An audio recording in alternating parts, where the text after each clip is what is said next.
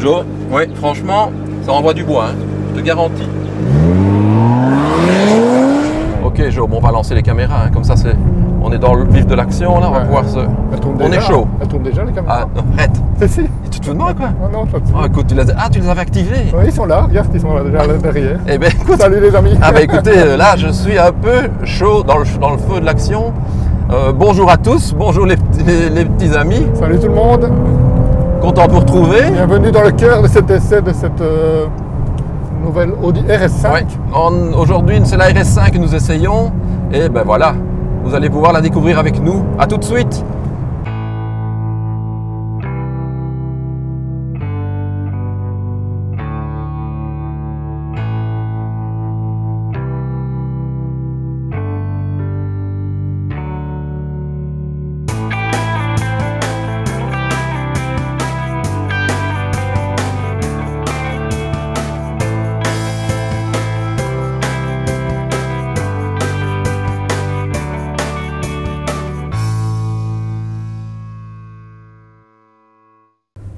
Eh bien, comme c'est devenu une tradition désormais, le commentaire de notre abonné.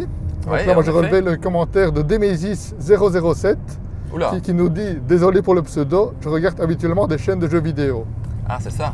C'est ça le pseudo. Je comprends le pseudo. C'est sympa. Ouais. Je regarde souvent des présentations de voitures, le plus souvent sur des chaînes de journal automobile, mais en fait, je préfère vos présentations. Elles sont certes plus longues, mais vous ne vous contentez pas seulement de dire les avantages et les inconvénients, mais vous allez plus loin. Super vidéo. Bah écoute, merci, sympa. Merci Demesis. Hein. Oui, merci Demesis. Tu as compris la philosophie de nos petits essais. On n'est pas des journalistes, loin de là. Et on le fait pour, voilà, pour notre plaisir et pour le partager avec vous. Donc, notre plaisir, c'est d'abord essayer les voitures et puis on vous emmène avec nous lors de nos essais. C'est certainement pas de vendre quoi que ce soit ou de faire de la promotion de voitures. Non, on n'est pas payé d'ailleurs. Oui, c'est ça. On n'est pas payé pour ça, ça c'est clair. C'est juste vous emmener avec nous et c'est ça le principe des petits essais entre amis. Hein. Oui. C'est pas le château d'Assonville là devant? Si Jo, c'est le château d'Assonville ici. Si on allait faire nos vues là-bas, ça pourrait être sympa, non? Ok, allez. Je tente le coup, je crois qu'on les connaît, on va les appeler. J'avais noté leur numéro, je suis déjà venu une fois chez eux, donc on fait ça. Allez, c'est parti. Going to Château d'Assonville.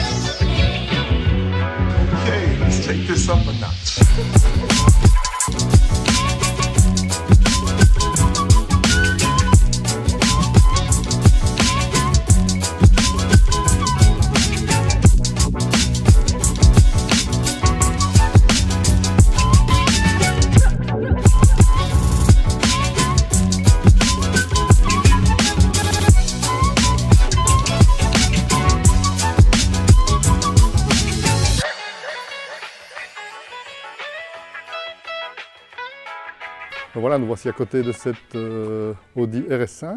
Qu'est-ce que tu peux nous en dire au niveau esthétique, Bernard? Bah écoute, on va le découvrir ensemble, Geoffroy.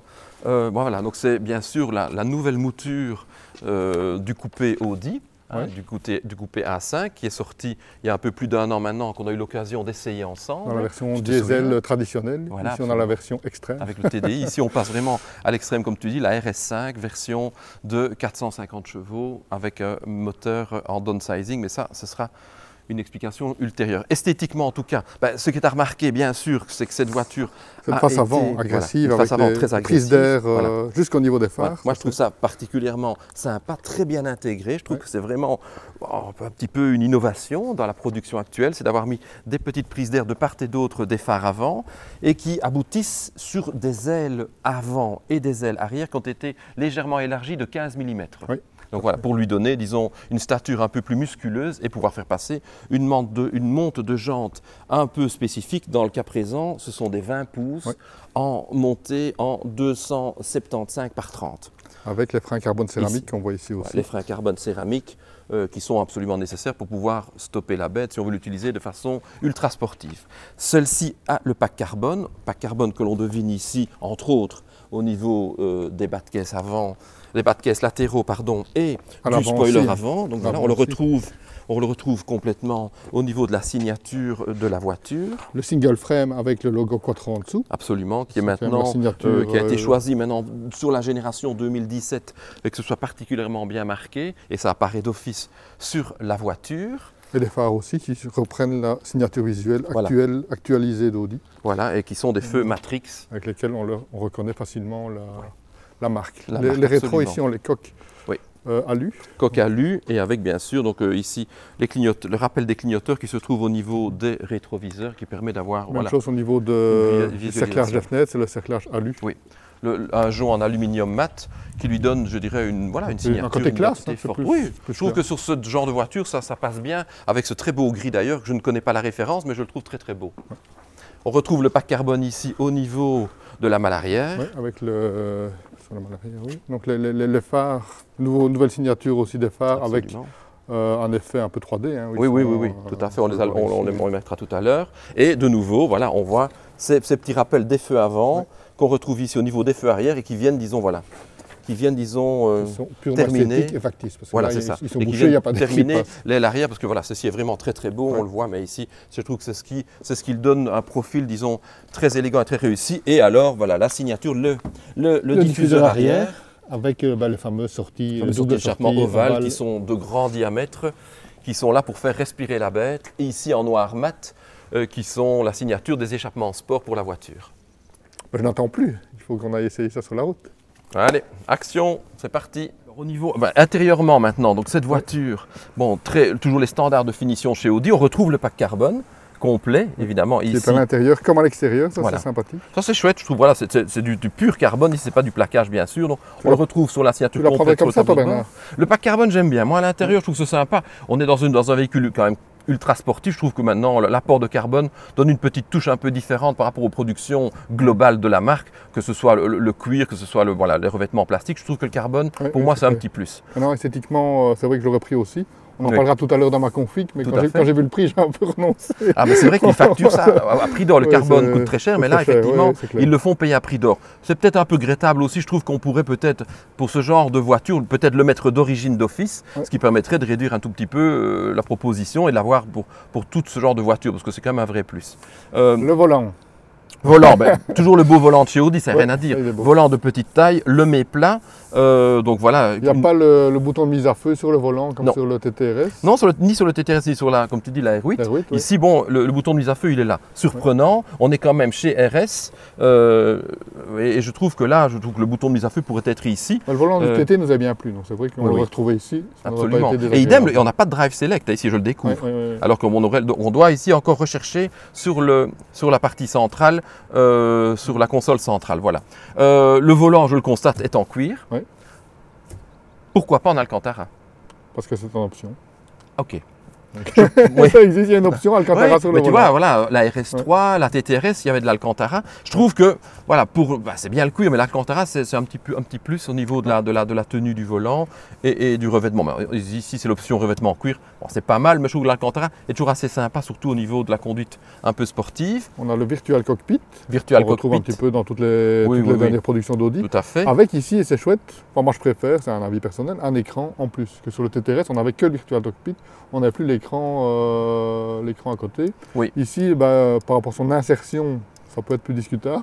Oui, mais écoute, voilà. Ici, rétractable, ce serait peut-être pas plus mal. Mais voilà, je trouve que De nouveau, pourquoi, entre autres, dans la RS3, l'écran est escamotable, Ouais. ici il ne l'est pas, donc il reste fixe Et pas tactile. et non tactile. Ça, Donc là, c'est- personnellement, On c'est un retrouve petit- la molette. ouais, un petit bémol, personnellement, où je l'aurais fait tactile tant qu'à faire puisqu'il est permanent, ou je l'aurais fait escamotable pour des raisons voilà, d'esthétique et de discrétion. Donc ça, c'est une chose que je remarque ici voilà, au niveau de l'habitacle. Toujours le virtual cockpit fort bien fait, avec la possibilité d'avoir le compteur de vitesse au centre, le compte-tour qui l'encadre, et nous le verrons. Deux petits compteurs de puissance et de couple, et on peut avoir à gauche, mais il faudrait qu'on le fasse. On peut avoir également à gauche un indicateur de G, Les forces G, les forces G en accélération et en tenue latérale. Bon, c'est un petit clin d'œil sympa, c'est plus un gadget qu'autre chose. Ouais. Donc, place arrière. Place arrière, ben écoute, je peux m'y installer. Ça reste un coupé exploitable. La RS5, dans la production actuelle, au même titre que BMW avec sa série 4, pour prendre ces deux voitures qui sont des concurrents directs, est un des rares véhicules où on peut voyager à 4 personnes avec un coffre. Donc ça, c'est vrai que ça reste toujours, dès qu'on cherche un véhicule sportif, 4 places et coffre, elle vient tout de suite dans la réflexion. Donc voilà, donc ça, c'est quand même pas négligeable. Et d'ailleurs, je vais m'y installer, comme ça on verra tout de suite ensemble l'agrément et l'accessibilité. Et hop là.